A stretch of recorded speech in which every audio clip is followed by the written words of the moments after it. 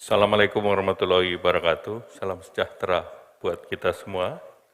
Yang kami hormati Menteri Koperasi UKM Pak Teten Mas Duki, Menteri Perhubungan Pak Budi Karya Sumadi, Menteri Kominfo Pak Joni Plate, Menteri Perdagangan Pak Muhammad Lutfi, Mendikbud sekaligus pionir GoTo Pak Nadiem Makarim, kemudian ini menteri yang laporannya harus lapor lagi karena ada peningkatan aset hari ini.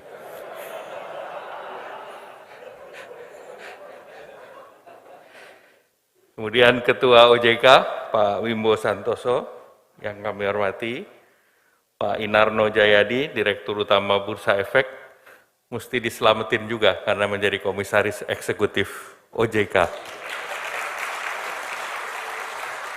Tinggal tunggu pelantikan.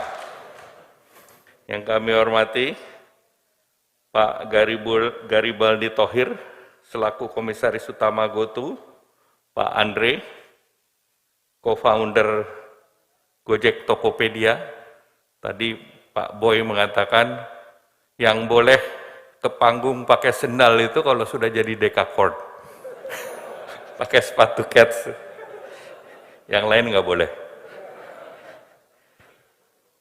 Kemudian ada Pak Wisnu juga di sini dan Pak John Prastyo beserta seluruh jajaran dan ada asosiasi Pak Pandu, asosiasi fintech. Pertama mari kita panjatkan puji syukur kehadirat Allah Subhanahu wa taala karena ini adalah hari bersejarah penawaran umum saham GoTo yang juga sahamnya oversubscribe. Kalau kita lihat, alhamdulillah dalam pandemi COVID, hari ini kita per tanggal 9 kemarin kasus di bawah 2.000, 1.400 dan kasus aktifnya 74.000. Artinya kita sudah menangani dan melampaui berbagai gejolak akibat COVID termasuk yang terakhir varian Omikron. Sehingga dalam situasi Ramadan ini kita sudah bisa menormalisasikan kegiatan-kegiatan beribadah, baik itu sholat taraweh, sholat berjamaah, dan juga mudik. Dan oleh karena itu, di dalam situasi pandemi COVID ini, kita lihat salah satu sektor yang tumbuh positif adalah informasi dan komunikasi, yang tumbuh 10% di tahun 2020 dan 6,81% di tahun 2021.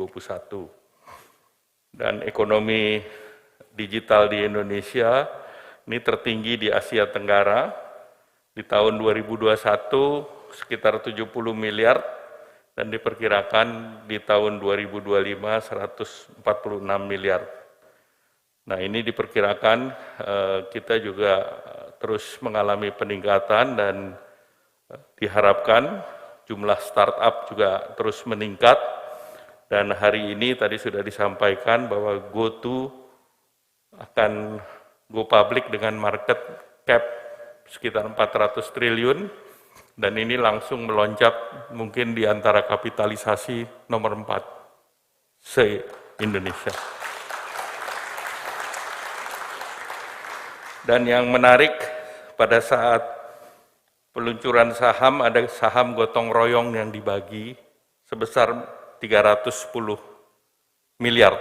Nah ini apresiasi, karena ini juga salah satu yang pertama yang dilakukan di Indonesia.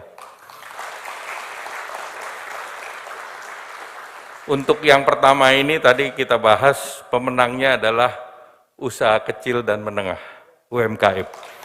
Kita juga selain GoTo, kita juga memberikan apresiasi kepada UMKM, karena ini adalah pertemuan super aplikasi dengan marketplace yang juga melibatkan banyak UMKM, sehingga tentu mempermudah pekerjaan Menteri Koperasi UMKM. Artinya GoTo harus menempel sama Menteri UMKM. Nah, tentu kami berharap bahwa masih banyak IPO lain yang juga di sektor teknologi dan mengapresiasi juga Pak Wimbo karena OJK membuat terobosan. Ini harus diapresiasi juga. Karena terobosan ini yang memungkinkan perusahaan-perusahaan digital untuk masuk dan ini menjadi tanda bahwa IPO perusahaan teknologi atau startup tidak perlu di luar negeri lagi. Tahap awalnya bisa di Indonesia dan setelahnya silakan pergi ke mancanegara karena kalau di dalam negeri lebih banyak masyarakat Indonesia, apalagi dalam hal ini supir-supir ojol atau pengemudi-pengemudi yang bisa mengikuti mendapatkan daripada potensi kenaikan saham dari GoTo. Jadi itu selamat dan saya juga mengucapkan sekali lagi terima kasih kepada seluruh ekosistem yang mendukung dan juga kepada pihak penyelenggara yang membuat aplikasi dan juga membuat IPO digital ini berhasil dan ini akan membawa nama Indonesia di Asia di tengah berbagai situasi yang sedang memprihatinkan. Dan sebagai referensi, IPO GoTo itu saya hitung kira-kira 2,8% dari PDB Indonesia. Jadi selamat. Sekali lagi selamat. Wassalamualaikum warahmatullahi wabarakatuh.